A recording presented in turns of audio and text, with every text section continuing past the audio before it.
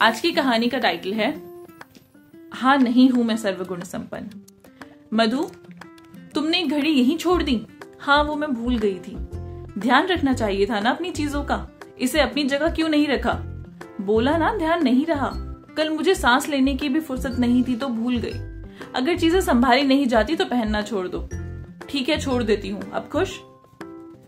अब मधु का मुंह भी लटक चुका था और गुस्से और दुख में लटके भी क्यों ना, जैसा कि होता आया है। आज बड़े दिनों के बाद फिर पति सोमेश ने उसे उसकी सास और ननद के सामने गुस्से में सुनाया था और पीछे खड़ी दोनों सास ननद मुस्कुरा रही थी मंद मंद। वो अपने आंसू छुपाने अपने कमरे में चली गई।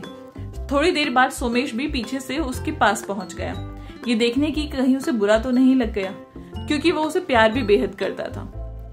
देखो मधु, मेरा मतलब तुम्हारा मन दुखाना नहीं था। मैं तो इतना भर कह रहा था कि अपनी चीजें व्यवस्थित रखा करो। रखती तो हूं ना मैं, कभी कभी हो जाता है। देखो वो मम्मी और सिमी मुंह चला रही थी कि यहीं छोड़ दी घड़ी, अभी तक चीजें संभाली नहीं आई। और सिमी चाय बना रही थी तो बार बार बोल रही थी कि उन्हें बोलो उठा ले, वरना दूध के बर्तन में गिर जाएगी या खो जाएगी। अब मधु जो सब कुछ समझ चुकी थी वो सोमेश से बोली, कभी कभी तो लगता है कि जीवन एक परीक्षा है जहां सभी मुझे 24 घंटे जांचने बैठे हैं। बस अब बहुत हुआ, आज ये भड़काने वाली परंपरा का अंत कर ही देती हूँ। फिर तेज स्वर में बोलने लगी ताकि सभी को साफ साफ सुनाई दे। अच्छा वही ना, मैं सोचूं कि फिर से इतिहास दोहराया जा रहा है, तो जिनको उस घड़ी से प्रॉब्लम है वो उसे उठाकर मुझे दे देते। इतना सब झमेला खड़ा करने की क्या जरूरत है? हाँ नहीं हूं मैं सर्वगुण संपन्न, सारी चीजें एक साथ याद नहीं रख सकती, इंसान ही हूं ना। कल पूरा समय आज होने वाली पूजा की तैयारियों में लगी रही। बाजार से फल सब्जी लाना, फिर सब्जियां काट कर रखना, रायते के लिए बूंदी छांटना, ऊपर से बिट्टू कितना परेशान करता है। पूजन और सुहाग सामग्री भी लेने के लिए अलग अलग जगह जाकर लाना पड़ा।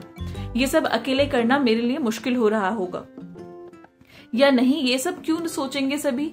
बस मैं कोई गलती करूं और सभी मानो तैयार बैठे हों उसका एहसास कराने के लिए। बहू, मैंने तो बस इतना कहा था कि उठा लेना चाहिए ध्यान से, सास मालती जी मुंह बिगाड़ते हुए बोली।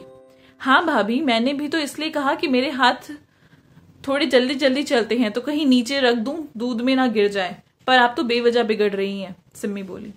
दीदी आप तो रहने ही दो।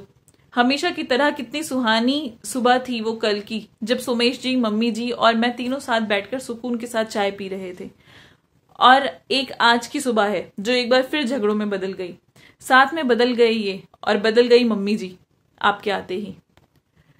10 दिन पहले फोन पर जब आपने बहुत ही प्यार से मुझसे बात की और अपने आने को कहा, तब पता नहीं वो सपना था या भ्रम, मुझे लगा आप मुझे अपना समझने लगी हैं। एक बात और कहूं दीदी, सारे गुण तो आप में भी नहीं, वरना अपने ससुराल में किसी एक से तो बनती। इसलिए मुझसे भी उम्मीद मत रखना। आगे से कहीं कुछ रखकर भूल जाऊं या सब्जी में नमक कम पड़ जाए या रोटियां ही 2-3 ज्यादा बच जाएं, तो सोमेश जी से कहने से अच्छा सीधे से मुझसे ही बोल देना, ताकि अपनी आपसी मतभेद और मेरे सोमेश जी की जिंदगी में कड़वाहट ना बना दे। इससे पहले सोमेश जब भी सभी के भड़काने पर कुछ सुनाता तो उल्टा सॉरी बोल आगे से गलती ना दोहराने को बोल दो।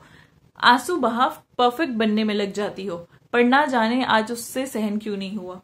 मधु अब चेहरे पर सुकून के भाव लिए जुट गई शाम में होने वाली पूजन और भोजन के इंतजाम में। एक औरत कभी भी परफेक्ट नहीं हो सकती, 50 चीजें उसके दिमाग में चलती हैं, पर ना जाने क्यों आसपास के लोग इस बात को समझते नहीं। आपको क्या लगता है?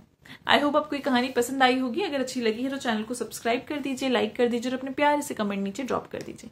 मिलूंगी आपसे नई कहानी के साथ, तब तक के लिए बाय बाय।